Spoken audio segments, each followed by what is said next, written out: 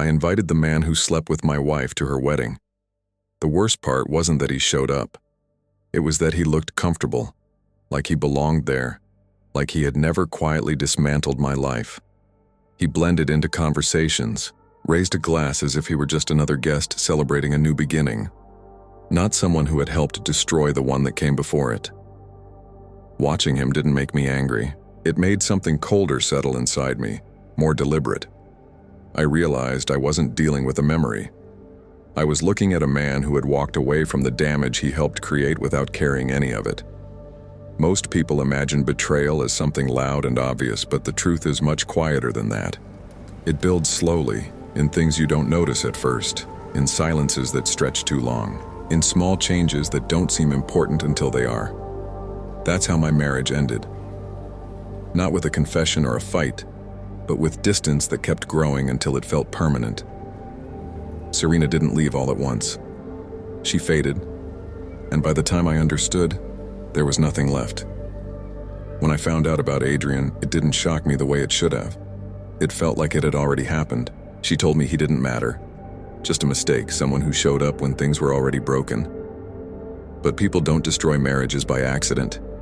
They do it by staying, by becoming part of something they were never meant to touch. And Adrian stayed, even after everything ended. He remained close enough to remind me that I had lost more than just a relationship. 6 months later, Serena was engaged again, not to him, but to someone else entirely.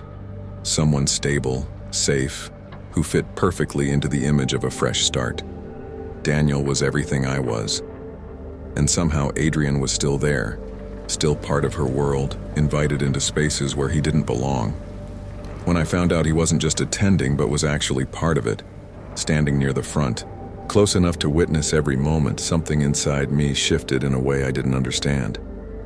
It wasn't anger, at least not the kind that burns quickly. It was something quieter, something that stayed. That was the moment I stopped seeing him as the man who took something from me, and started seeing him as the piece that could bring everything down. I didn't want to interrupt. I wanted something deeper, something that would unravel everything from within, slowly and completely. So I placed myself close enough to watch without being noticed, to understand the structure, the relationships, the details people ignore because they assume everything will go as planned. Through small connections, through people who still felt obligated to include me, I learned what I needed. Weddings look perfect from the outside, but they are fragile underneath, built on expectations, timing, and trust that often isn't as solid as it seems. All it takes is one carefully placed truth to start a chain reaction that no one can stop. I didn't accuse anyone directly. I didn't need to. I started with Adrian, sending him something simple, something that would sit in the back of his mind. A photograph, a reminder, a question without context. Not a threat, just enough to make him wonder. Then I moved to Daniel, giving him just enough information to create doubt without giving him answers. That was all it took. Doubt doesn't need proof.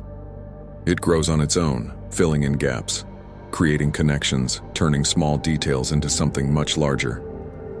By the time the wedding day arrived, everything still looked perfect, but it didn't feel that way anymore. There was tension beneath the surface, subtle but undeniable, like something was waiting to break. People smiled. Conversations continued. The ceremony was minutes away from beginning, but the foundation was already unstable. When Serena disappeared, it didn't immediately cause panic. When Adrian went missing shortly after, most people didn't notice, but when Daniel went looking for them, something shifted in the room. The first sound that cut through everything wasn't a voice. It was impact. Sharp, sudden, impossible to ignore. What followed wasn't controlled or quiet anymore. It was raw, immediate, and irreversible. Questions turned into accusations, denial into anger, and the truth came out in fragments that couldn't be taken back. The ceremony never happened. It couldn't. Once something like that starts, there's no way to contain it. Guests began to leave. Conversations turned into whispers, and what was supposed to be a beginning became something else. In the middle of it all, Serena looked at me, and in that moment, she understood more than I expected. Later, when most of the chaos had settled into silence, she approached me without the anger. Instead, there was something heavier in her expression, something that made it clear that wasn't the end. She asked me if I really believed Adrian was the one who destroyed our marriage, and before I could answer, she handed me an envelope with my name on it. Inside was something I wasn't prepared for, something that didn't make sense until it did. A letter, a test, and a truth that rewrote everything. Leo, the boy I had raised, the child I believed was mine, wasn't. Adrian wasn't his father either. Daniel was. The realization didn't feel like a single moment of pain. It felt like everything collapsing, like every memory shifting into something unfamiliar. Serena explained it as a mistake from years ago, something she buried out of fear, something she convinced herself would never matter if it stayed hidden. Adrian had found out and used it to remain close, to keep himself connected to a situation he should have never been part of. And Daniel, the man who was supposed to be starting a new life, had just learned the truth in the worst possible way because of something I set in motion. I thought I was exposing a betrayal.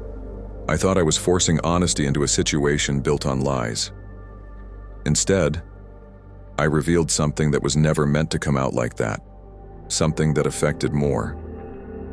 3 days later, Leo called me, and the way he said my name told me everything I needed to know. There was hesitation in it, uncertainty, like he wasn't sure if it still belonged to me. Then he asked a question that stayed with me longer than anything else. He asked if I was ever going to leave him too. That was the moment everything became clear in a way it hadn't before. Not the betrayal, not the wedding, not the plan I thought would give me closure, but the reality of what I had actually done. Revenge doesn't repair anything. It doesn't balance anything out. It spreads the damage, extends it, turns something painful into something larger than it ever needed to be. I thought I was in control. I thought I was directing the outcome. In reality, I was just adding to the collapse.